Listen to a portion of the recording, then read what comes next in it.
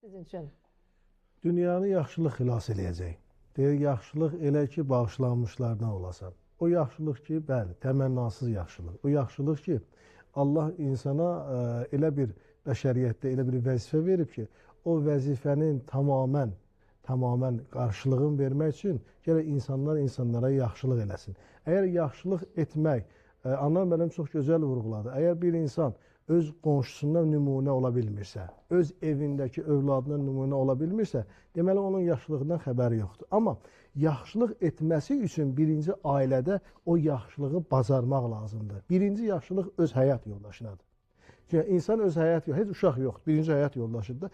İnsan öz həyat yoldaşına yaxşılıq eləməlidir ki, o yaxşılıq anlamı onu sağlam bir həyatda düşüncəli formada yaşamaq üçün təkmil eləsin. Amma o yaxşılıq həyat yoldaşına etmək üçün yenə qayıdırıq geriyə, anasına, atasına.